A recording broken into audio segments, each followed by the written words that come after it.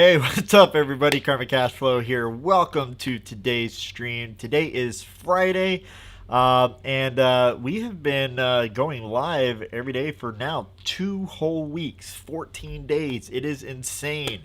So, for those that don't know, who are maybe here for the first time or haven't been here in a while, I'm doing this challenge called LIDA, or Live Every Day in August. So, for the entire month of August, even the weekends, I am going live here on my YouTube channel, as well as in a particular Facebook group, which is the LIDA 2020 group. And it's a lot of fun. I had been looking for a reason to go live more and more, and this came up, and it just like really fit right where where I wanted, and it allowed me to go live with you. Today may have not been going so well. It didn't start off going well. Nothing was working.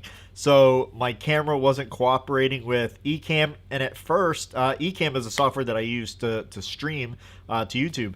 And at first, Ecamm wasn't even opening up. It would not start. I had to restart my computer 2 times to get it up, and then it wasn't connecting with my camera. So we're lucky that we're here today, because things were just going crazy. I did not think that we were going to be going live today. So just, wanted to let you know, that for this entire month, we will be going live. And I have some, special treats for you coming up throughout this month as well. So the first treat was an interview that I did with Nick Nimmin. You can go check that out on my page. Nick Nimmin has a YouTube channel where he teaches people how to build, grow, and scale a YouTube channel, and he's one of the most foremost authorities on the subject, and it was an absolutely awesome interview, like epic level interview, and you should go check that out if you haven't already. It is brilliant.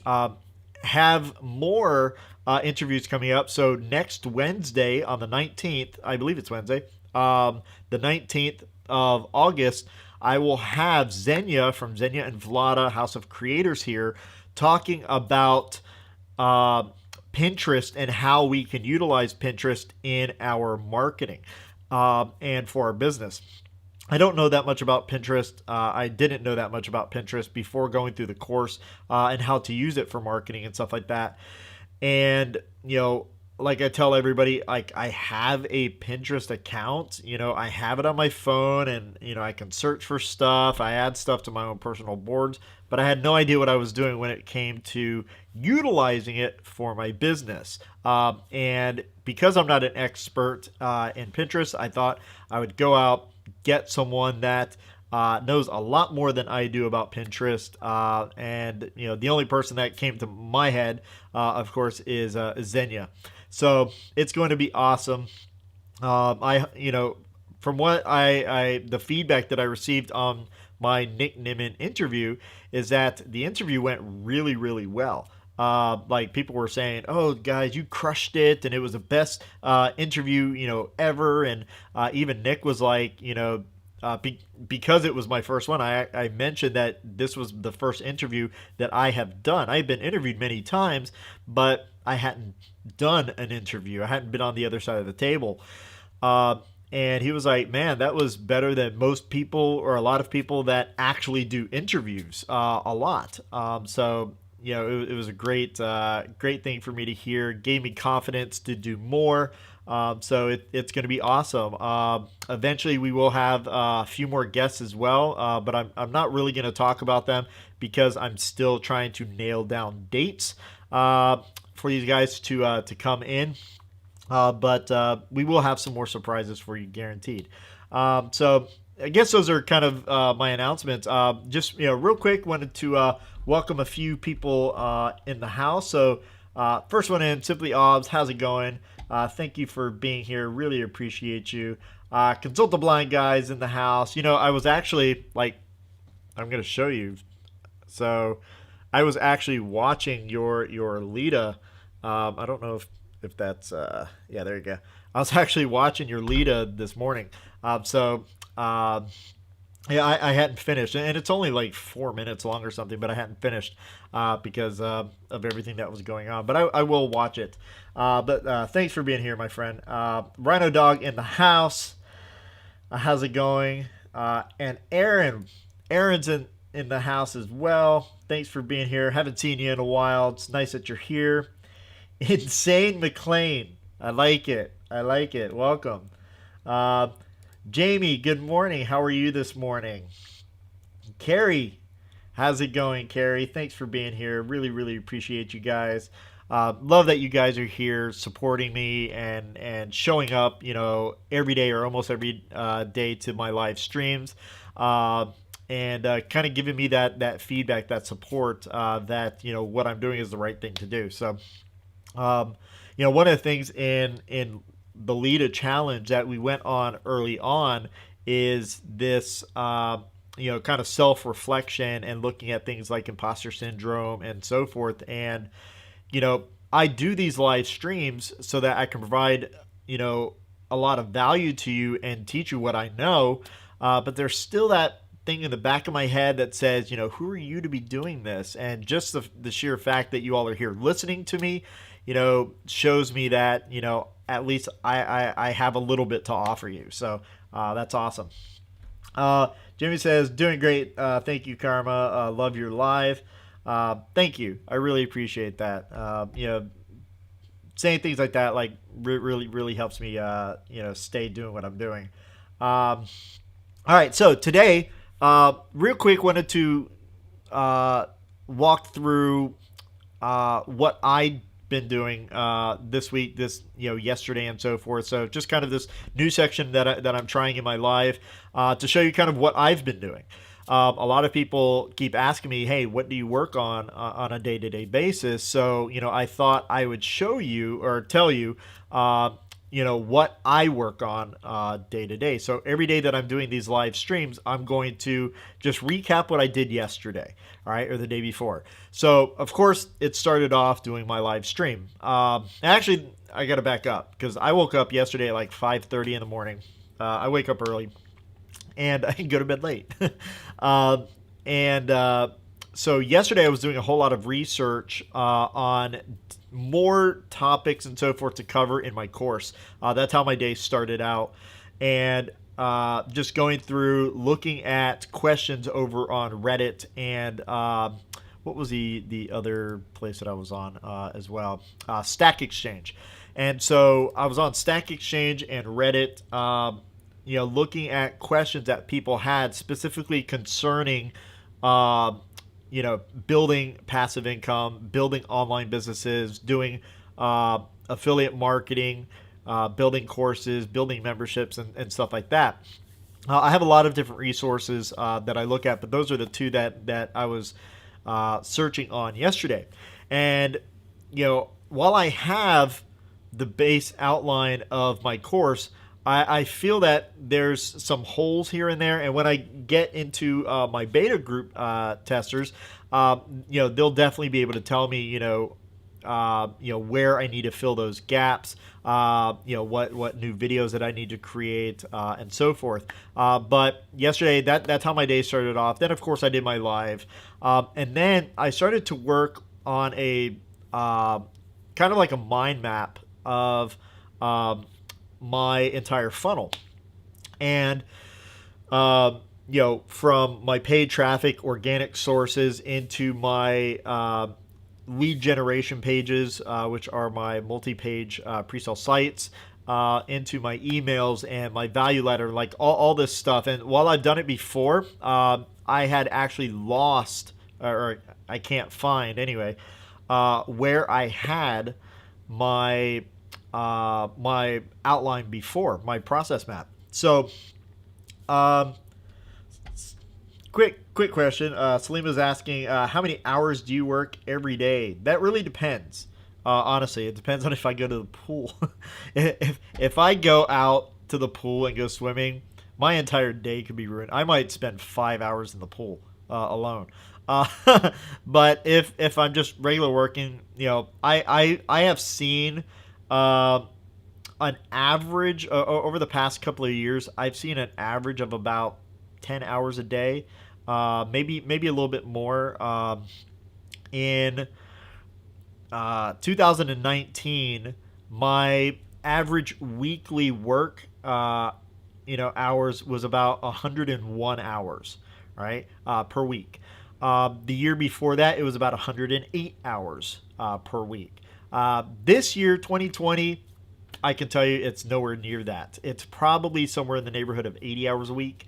So I've cut down drastically since this year started, and really since we moved here to Texas. In Texas, coronavirus, we couldn't go out and everything. I was working, but I wanted to spend a lot more time with my family as well. So we go to the pool. We go out when we can. We like to do a lot of stuff when we can, and if we can, with all this shutdown and lockdown type stuff, we're limited to what we can do. But I would say on average, I probably work about 10 hours per day. But that's because I want to. It's not that I have to work that long. I typically work from about 5:30, 6 o'clock in the morning to about 6 o'clock in the evening time. So I hope that answers your question.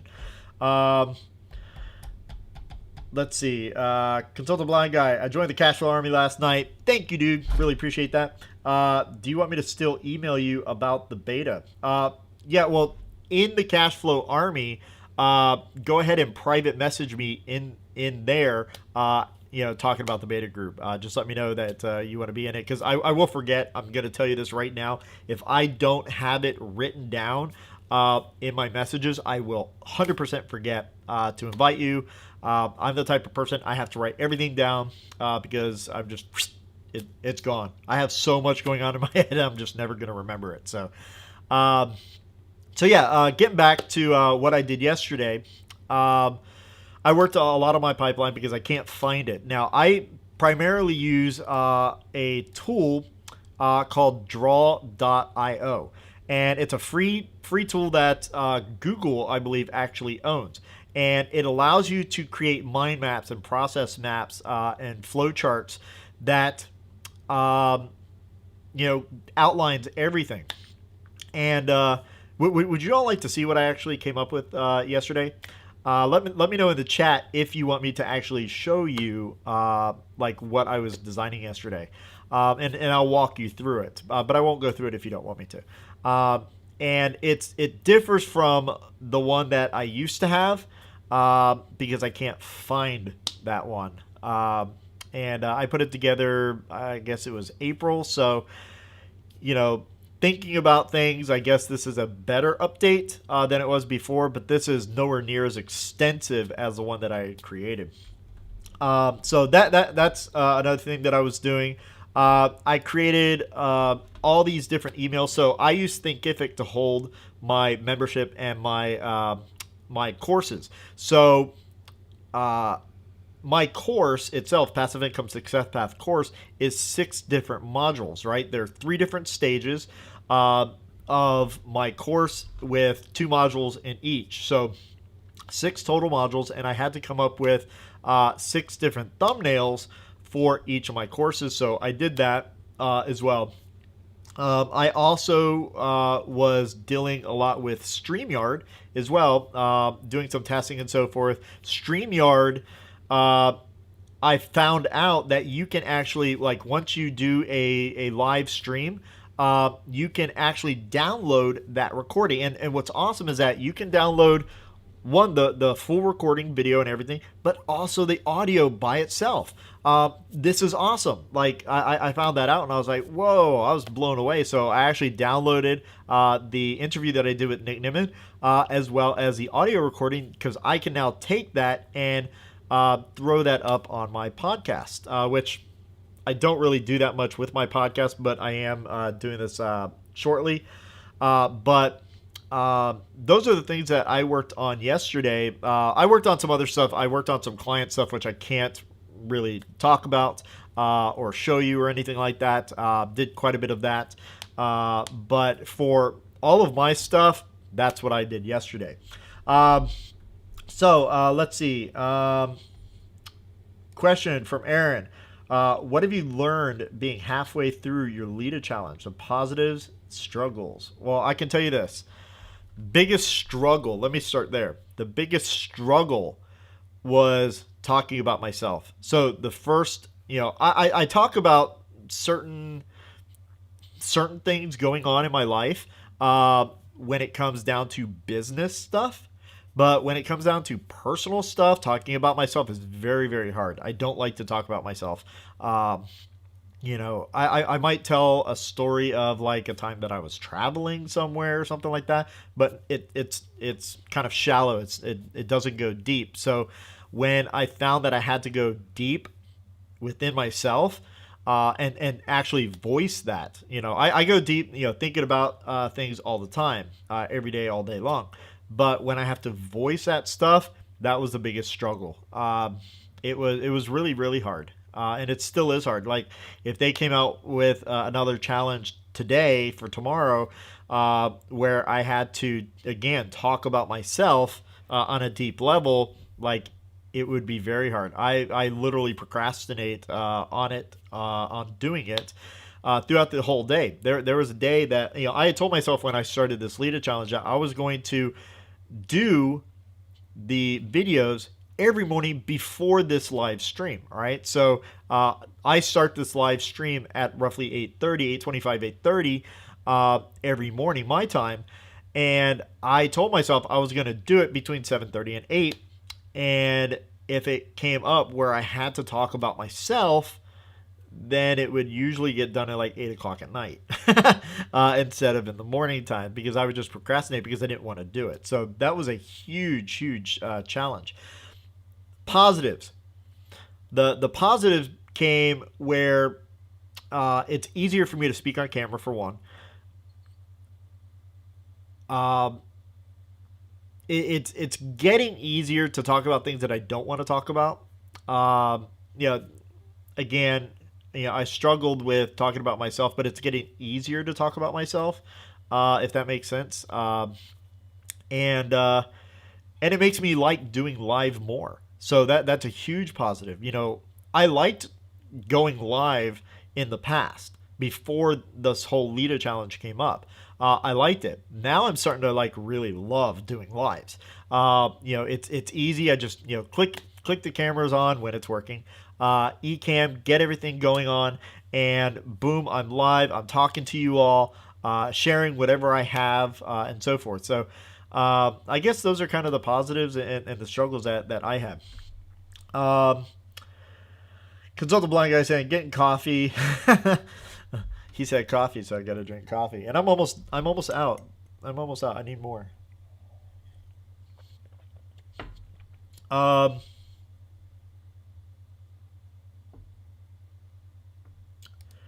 Carrie saying, yeah, I skipped the backstory stuff after the first one in LEDA. To me, they're a bit repetitive. Yeah, no, I agree with that. They are a little bit repetitive. Let me see if there's any more questions. I didn't see anybody saying that they wanted to see that flowchart of mine, so I guess I won't show that. But what I wanted to do is kind of wanted to recap at first what we went through this entire week since the last Q&A. All right, so two things. I'm gonna just cover what the week was, and if you have any questions about anything, go ahead, put them in the chat with the word question all in caps first so I can see it easier. So on Saturday, the day after our last live stream, or our last Q&A, we talked about membership sites, and we talked about reasons why you should be building out a membership site. No matter if you have a course or not, or you're doing affiliate marketing or not, I believe everybody should have a membership of some sort. Whether that be we talked about front-end models and back-end models. Front-end models are models that are cheap to have up front. So maybe it's a $5 or a $10 type membership, maybe even less, maybe $1 a month. You can think of things like Spotify, Disney, Plus, all of that type stuff. But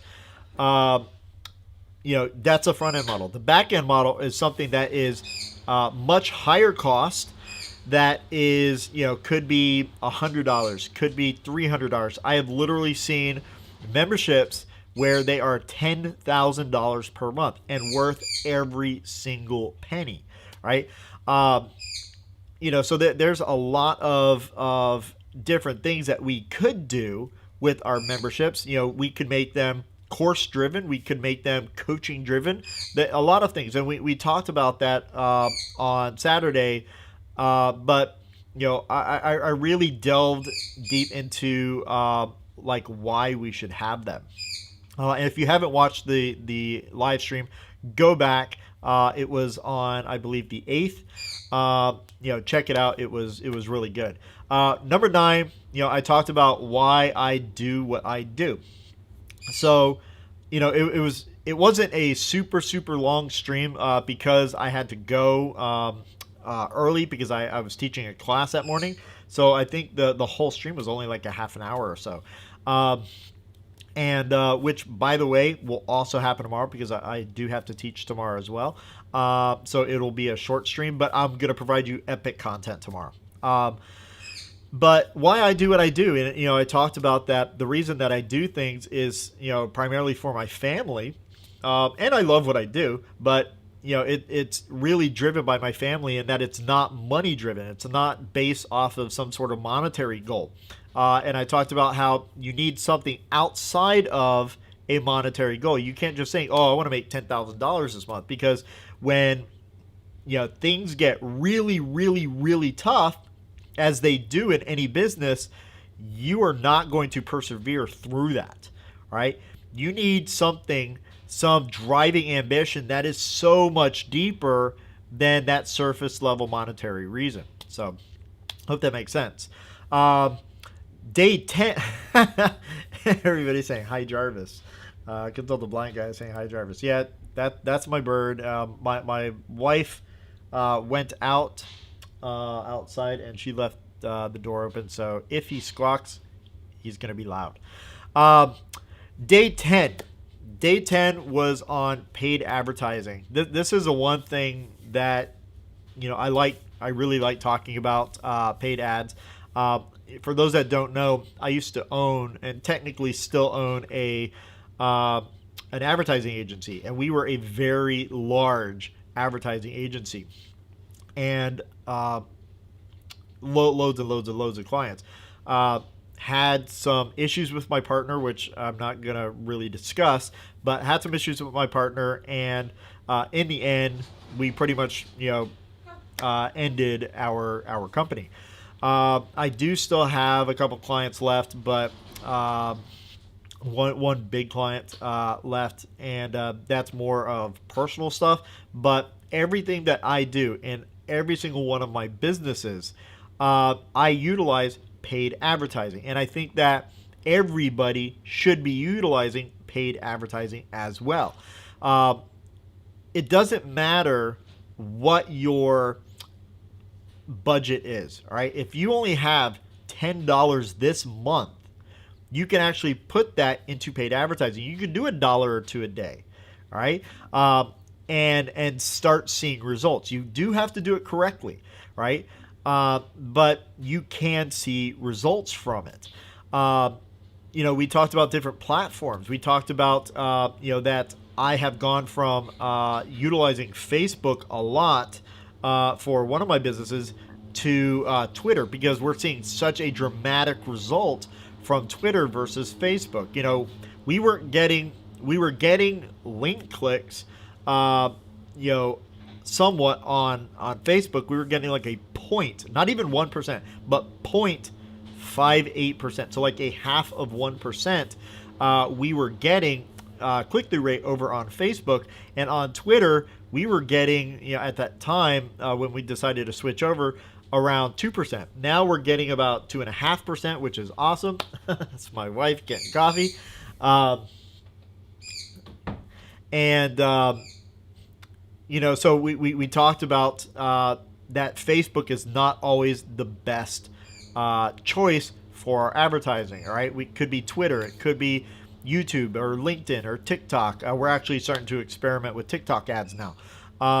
And my wife has informed me that there are Snapchat ads, but I don't think that we will be playing with those anytime soon. We have not done any Snapchat ads yet, and I don't think that we will anytime soon. By the way, if you do have any questions, please go ahead, throw them in the chat with a question, all in caps first, about any topic you want to ask about. This is a kind of Q&A, but I am running through what we have done this entire week thus far. Yeah, we talked about platforms. We talked about the 3 parts of an ad as well. So with the 3 parts of the ad, the first one is the offer, right? So the offer is literally the most important part of the ad. We talked about the creative, that it could be video, it could be images. It doesn't really matter. You have to test both. And then, of course, you have the actual copy itself, right? Those are the 3 parts of the ads. When you're doing campaigns, we talked about that you need to target the right audiences. And sometimes that audience is meant to be more broad than narrow. So things like Facebook, an ad platform like Facebook, you can get super detailed targeting, right? I can target people that only, that are 18 to 25, that are photographers in a certain zip code that only use Canon cameras, right? I can be that detailed of targeting. But by doing that, and that's what a lot of advertisers and marketers do, is they try to target super narrow. And a lot of times that's a big mistake, right? You need to back out a little bit, target 10 to 15 larger audiences that you can start narrowing down once you find out, okay, this particular audience, this worked well. So what part of this audience, worked well? And you can start narrowing it down from there. But first you have to find out what audiences work. If I go and throw up, a new campaign today, this campaign may be to drive traffic to my site, and I'm going to utilize 9, 10, 12 different audiences that are fairly broad, right? I'm going to say broad as far as, maybe 100,000, results or higher. Not something that, is only, a list of 25,000 people or less. I don't want it too narrow. I need it broad at first. Then I can go ahead and start narrowing it down after a little while has gone by and I've seen what works and what doesn't work, right? We talked about not having a single ad, right? A lot of marketers get into this problem where they have they want to do advertising and they get one campaign, they put together one ad set and one ad. And of course it doesn't work, right? Maybe this one ad, maybe the ad is perfect, right? And if everybody saw it, it would be great and it explode. But that's not the way Facebook algorithm works, right? Or Twitter or LinkedIn or anything like that.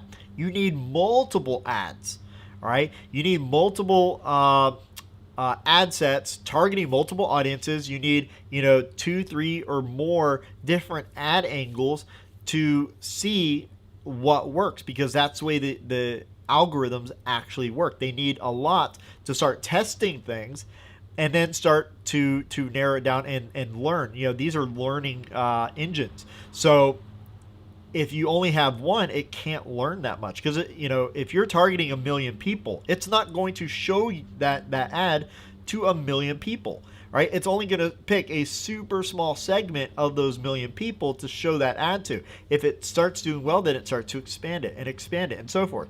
But with one ad, it can't get that much data.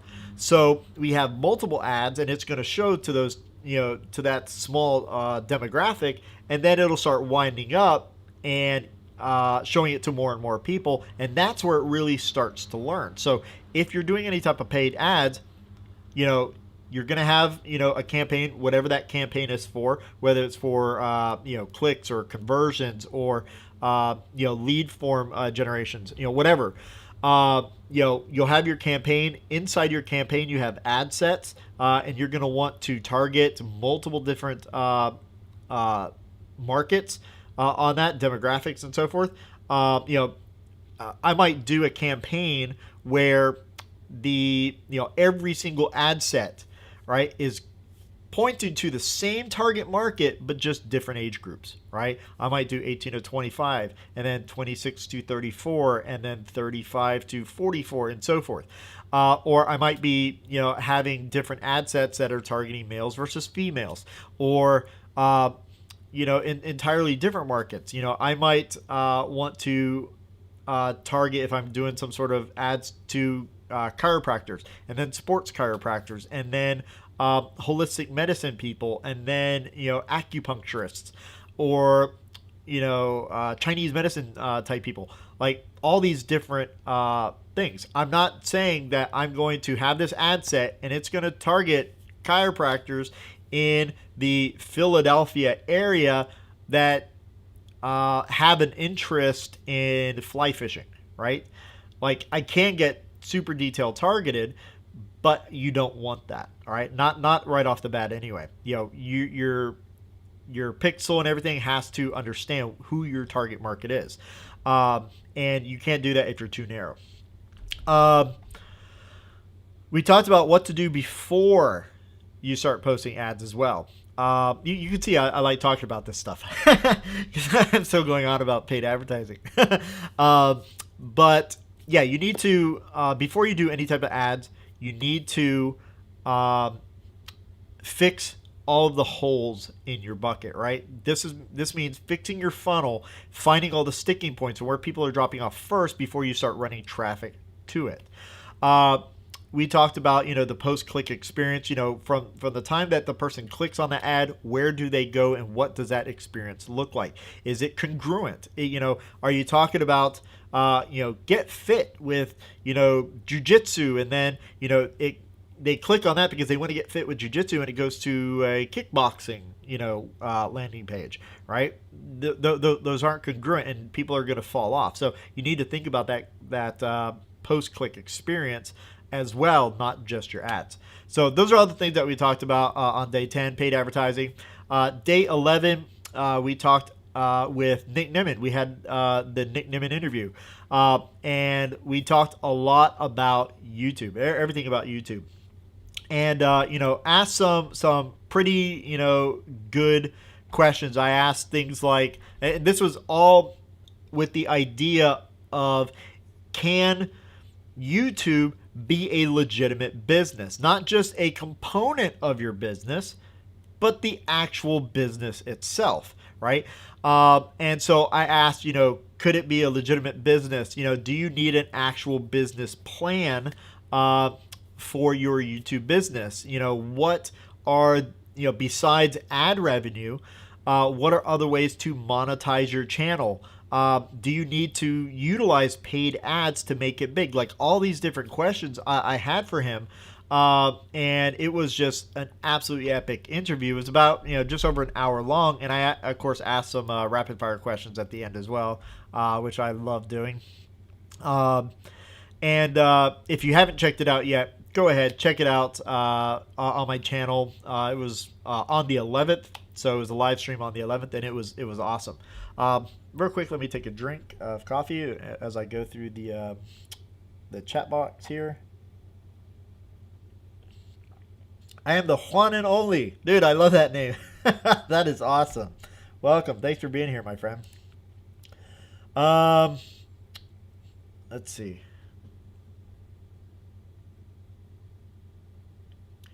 Consultant Blind Guy saying, I'm getting new followers on the other platforms I don't have content on yet. Okay. I'm going to look into ads this week and to see which route I want to go with my development of my brand. Yeah, if you need any help, post in the Cashflow Army group, and I'll look out for it and try to help you out if you need anything. Just got my confirmation email for StreamYard. Awesome. Yeah, StreamYard's good. I love it.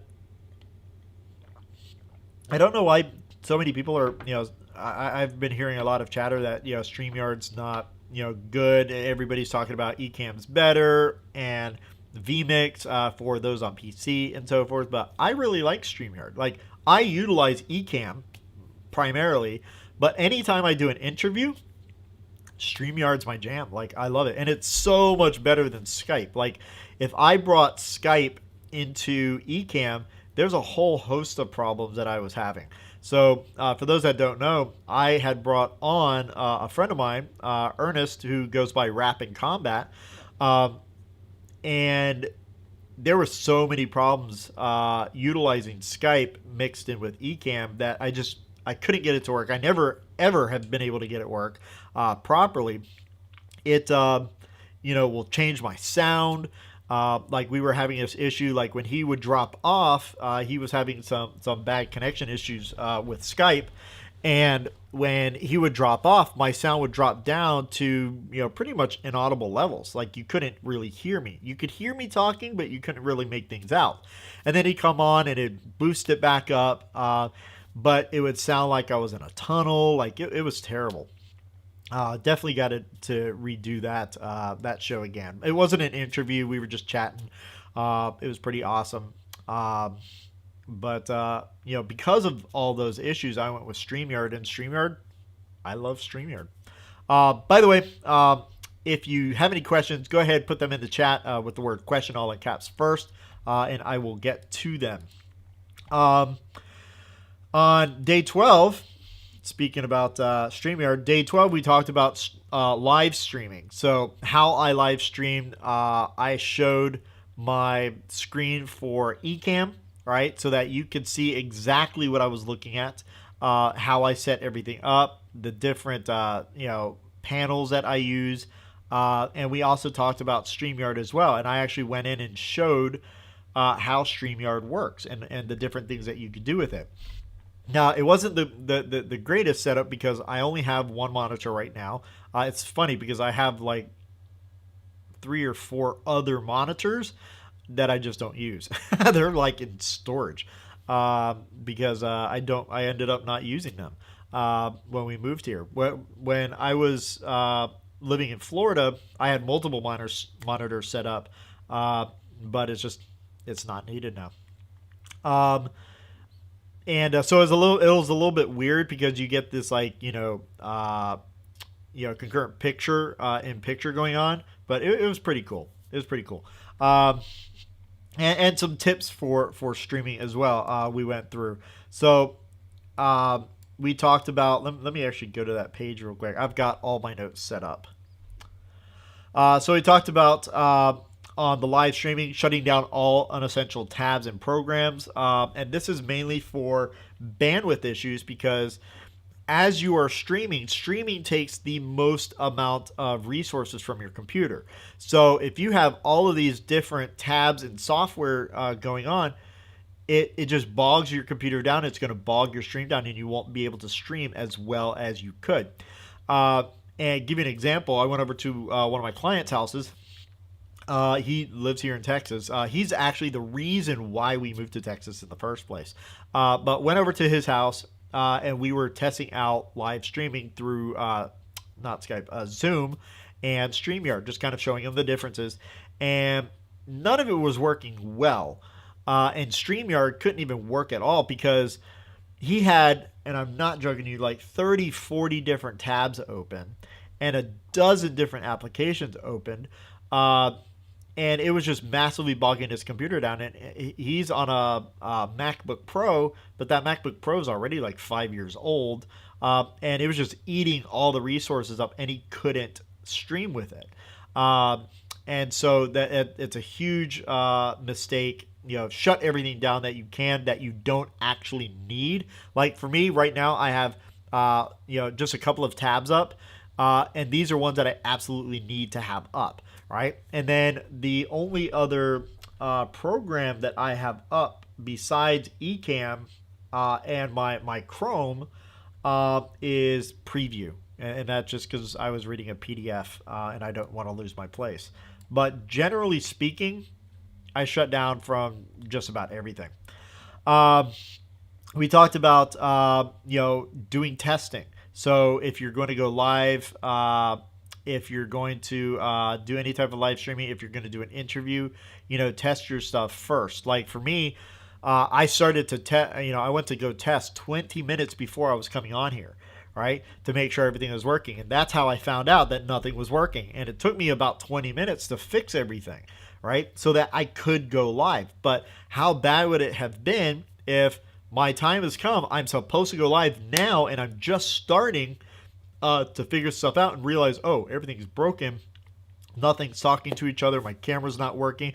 My eCam's not working. What's going on? And then it takes me an additional 20 minutes to fix it. I've already eaten up 20 minutes of my time. And the time when I go live, some of those people that were expecting me to go live prior would not have shown up. So, or hopefully you would have shown up anyway. But you get what I'm talking, thinking about. Looking at your camera, not just at your monitor. So I see a lot of people, specifically people that are on laptops, they are looking like this, right? They're looking down at their screen and not up at their camera. They're not looking at you, or they're looking over here. Like I might do this if I'm quickly trying to find a talking point or something. But generally speaking, I'm looking at the camera itself, right in the lens, versus looking at my screen. Or if I'm interviewing someone, like if you actually go watch the interview that I just did with Nick Niven on the 11th, which, by the way, it was awesome. Go check it out. Most of the time, I was looking at the camera versus trying to look at Nick himself, right? I could see Nick here on my screen, but I had to make it a conscious point not to just stare at Nick like if he was, face to face. Instead, look at the camera. Real quick, question coming in. Let me add this to the broadcast. From I am the one and only. Love it. Do ads work with any type of content? For example, comedy videos, or should you stick with informative videos? Heck no. Heck no. It works with everything.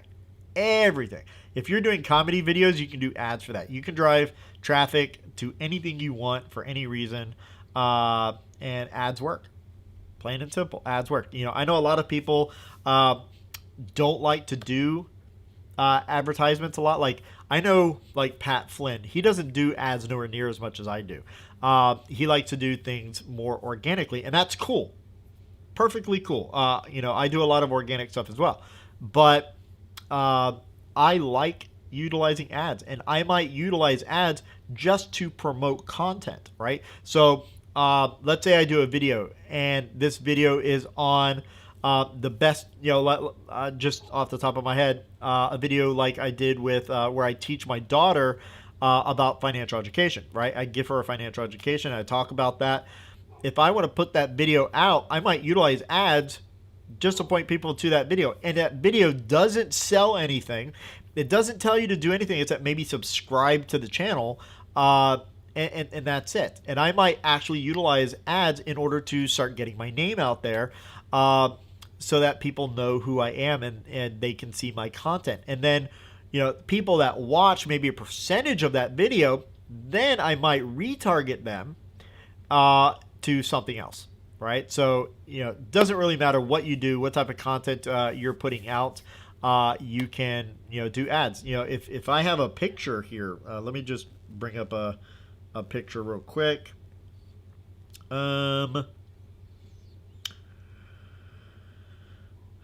Let's see. Just trying to find a picture. Okay, so this is a picture of a jiu-jitsu class that we were doing, right? That at our school, and I might drive traffic to just that picture, and that picture might say, the copy might say, what we do, and just get them to go to our Facebook page, right? Or to we have a very large YouTube channel as well. Well, I say very large. It's about 30,000 subscribers, and which is large for me. And whatever that is, you can run an ad to it. So hope that answers your question. Let's see. Aaron saying, I stream from my laptop and try to look at the camera as much as possible, but because I use all the same interface, it can be challenging, hoping to improve that soon. Yeah, I'll tell you this now. Looking at the camera for me is still a challenge, and I've been doing this a long time, right? There's only really two things that I do, all right? I don't know if I've ever talked about this. There's really two things as marketers and, as entrepreneurs when, we're doing stuff online. There's only two things that we do really. We write, right? So I might be writing a sales page, an email, something like that, or I make a video. That's about it. So I've been in the online space for over 10 years. I've been doing videos for 10 years. And I still have problems looking at the camera. I do it all the time. I'm constantly looking off, and I'm like, I have to mentally remind myself, look at the camera, dude. Look at the camera.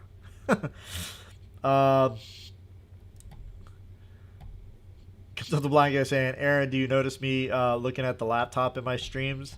Everybody does. Everybody looks away. I sometimes I look over here at my computer screen. Tack Shack, hi guys, bit late. Don't worry about it, man.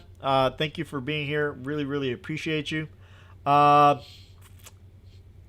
is saying yes to the mind nap. What? You want me to take a nap? To the mind map.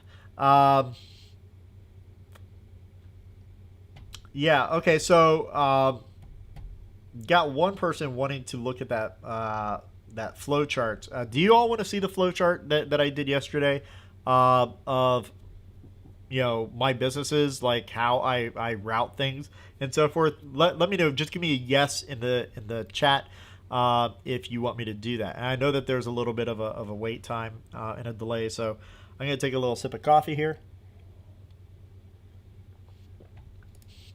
I go back to my recap page while I'm doing that. And then, so that was day 12, streaming like a pro. Day 13 was about business systems and processes. I beat this thing into the ground.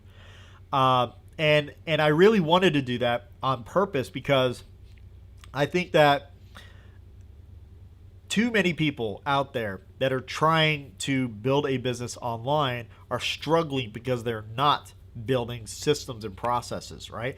You want to think about everything you do, build a process around it, automate what you can, delegate what you can, and take care of the rest yourself. And so, but that's with everything. If you want to write an email, have a template for your email. Like my template, I actually built a template inside ConvertKit, which that's what I use. And ConvertKit, allows you to create templates and so forth. So I created a template, and it has all of my little sections broken down. And I go in, and I'm like, okay, well, this is what I need to write first, and I write that. And then, second part, this is what I write, and so forth. It's a complete step-by-step framework, and you should have that for everything you do. And so I talked a lot about that. I beat it down like hard because I see so many people who I tell over and over, this needs to be a process. You need to have an exact step-by-step process of how to do X, right? Whatever that X is. And they still don't do it. So, I took the time to just really beat it in. Jamie saying yes. Consult the blind guy saying yes as well. That is to the process map that I have. So let me go over there. Let me bring it up here. And let me kind of move some stuff around.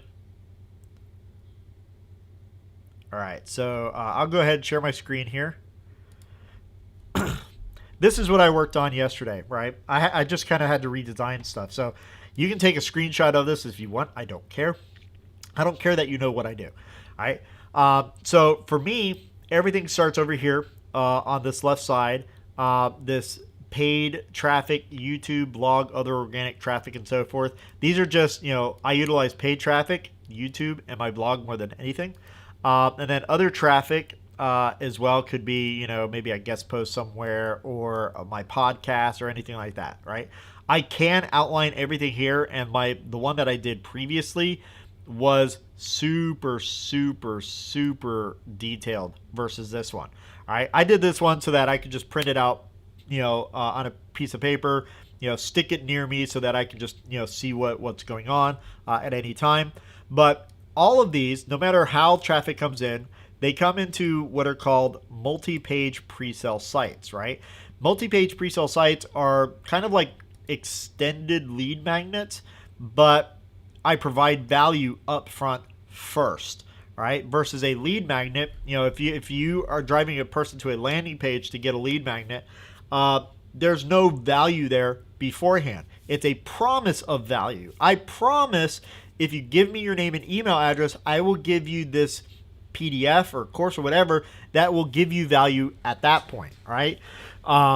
Versus give them the value first up front and then let them decide, later on that last page to then give you their contact information. And the reason that you don't see typical landing pages here, right? You don't see that anywhere here, do you? It's just multi-page pre-sale site, 1, 2, 3, 4, 5, 6, etc. I only put 6 here. But there's no quote unquote landing pages, right? It's because I want to provide that value first. And these are multiple pages, right? Where a person, they land on page 1, they get through page 1, and then they have to click on a link to continue to page 2. And there may be 5, 6, 7 different pages here, all providing value, all trying to reshape their beliefs about certain topics and so forth. And the people that get to the end, those are the people that I really, really want to talk to, right? And the people that I really want to talk to, 91% of them that land on that last page are going to give me their name and email. Guaranteed, right? So that's the reason that I do that, and I just like to provide, value up front. Once they come in to through a multi-page pre-sale site and give me their contact information, right? They come into my welcome campaign, and my welcome campaign, as you can see here, funnels down to my list, right? Which is, becomes into my value ladder. And once they go through my welcome campaign, they're in my daily emails, so they'll be getting an email from me every single day. Depending on what they do in this email list, might go to PLSs or a product launch sequence or a webinar or something like that. I also sometimes, you'll see this arrow coming up here, I might also send them, they may click on a link in one of my emails that takes them back to a different multi-page pre-sale site, right? That talks about something different that they go through. And all the while still in my daily emails. They never get out of my daily emails, right? And all my PLS, all my product launch sequences and webinars typically point to my passive income success path course, right? For this, right? This could be anything, all right? This value ladder could be anything.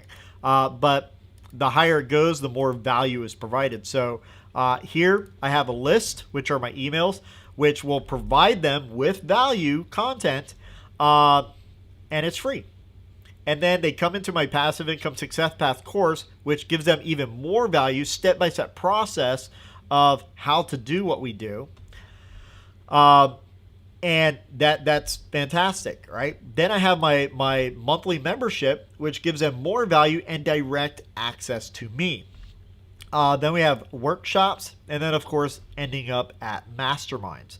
And I do have a mastermind, and it's not open to the public right now, but eventually it will be for a brief while. There's only 9 spots in my mastermind, and it's the most expensive out there, right? That's why we're stepping it up so that people can go where they need to go to get the most value, right? And this is the entire framework for a lot of my online businesses that are similar in scope, like the Karma Cash Flow brand, in that I utilize traffic, drive it to a multi-page pre-sale site, and then they go into emails.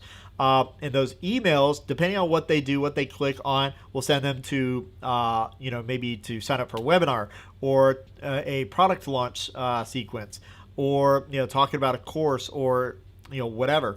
And as they continue through those emails and through my pipeline, they go up higher and higher in my value ladder. So I hope that makes sense. But that's what I worked on yesterday. It's just a super, super simplified version of what I had prior that I still need to find. But I haven't been able to. And I did all of that with draw.io. So yeah, that was some of the things that I worked on. If you have any questions, go ahead and throw them in the chat. If not, we will get out of here. We're actually 4 minutes past the hour. So I really appreciate y'all being here. I hope that I've provided some good amounts of value for you here today. And if you do have any questions, you can always go over to thecashflowarmy.com. Join my private community. It is free for you to join. You can join other like-minded entrepreneurs building their online businesses. Ask questions. Other people will provide their insights. I always try to provide my insights as well, answer any questions that are in there. But that's where you will find me. If you want direct access to me asking any questions you want, that's where you'll find me. So just go to thecashflowarmy.com and join us. So right now, I am going over to my good friend Pat Flynn, and you can go check him out now at patflynn.com/theincomestream. Pat is awesome. He provides a ton of value every single day. He's been going live for about 150 days now. During this whole pandemic issue, and he's awesome. Epic content, epic value. He's such an awesome dude. But go check him out. And until then, guys, until tomorrow, I will be here tomorrow, same time, same place, and we will see you then, guys. So take care. Peace.